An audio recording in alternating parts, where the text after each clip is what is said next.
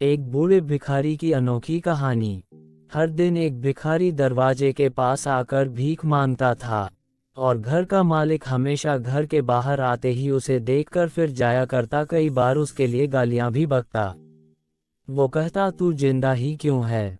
पूरी जिंदगी ऐसे ही भीख मांगेगा क्या? धरती का बोझ क्यों बना बैठा है?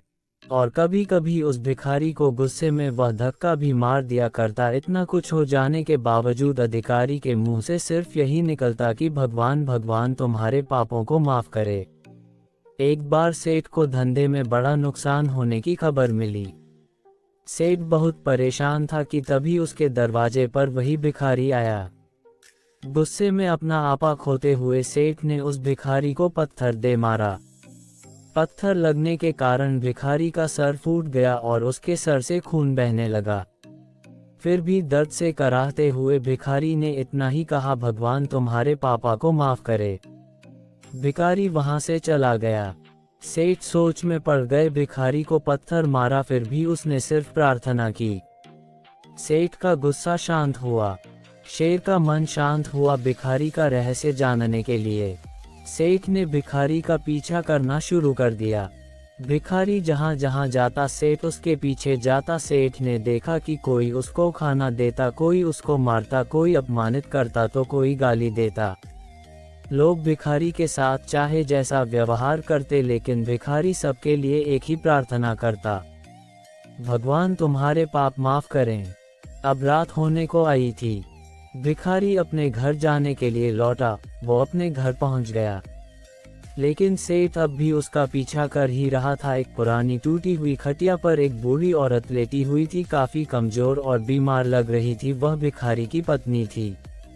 अपने पति को वापस आता देख वह खाट से उठ खड़ी हुई। पत्नी ने अपने पति के भीख वाले कटोरे में देखा, उसमें सिर्फ आधी बासी रोटी थी।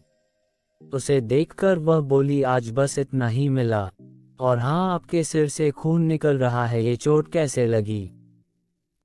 बूढ़ा भिखारी बोला, आज बस इतना ही मिला, किसी ने कुछ दिया ही नहीं, सबने गालियां दी और एक नए पत्थर भी फेंकना, इसीलिए मेरा सर फट गया। एक गहरी ठंडी सांस लेकर बूढ़ा भिखारी फिर से बोला, यह मेरे ही पापों का फल है। तुम्हें याद है कुछ सालों पहले हम कितने अमीर थे?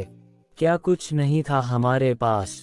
हमारे पास हर चीज जरूरत से ज्यादा थी, लेकिन हमने कभी दान नहीं किया, और उससे भी बुरा हमने उस अंधे भिखारी के साथ किया जो हमारे द्वार पर भीख मांगने आया करता था।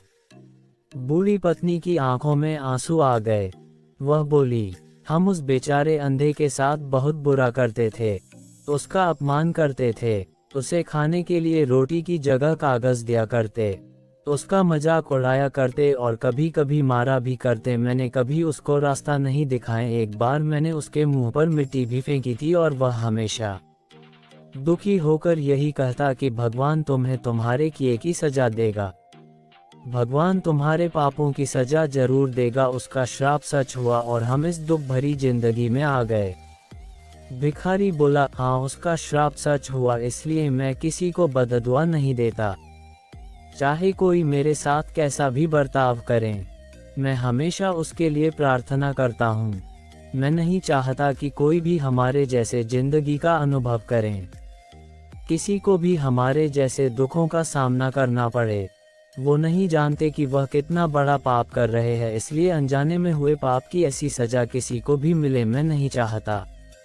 सेठ वहीं पर छुपकर यह सारी बातें सुन रहा था। अब उसे सब कुछ समझ में आ गया था। भिखारी और उसकी पत्नी ने वह आधी रोटी मिल बांट कर खाएं और भगवान को धन्यवाद बोलकर सो गए। अगले दिन बड़ा भिखारी फिर से भीख मांगने गया। सेठ के घर के पास जाते हैं।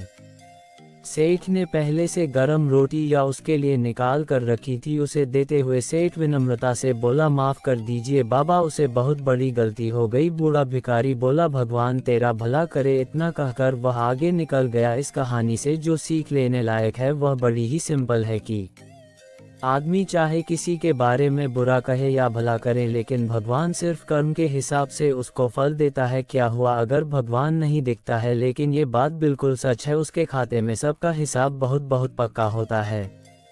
इसलिए जब किसी के लिए कुछ भी करो तो अच्छा ही करो।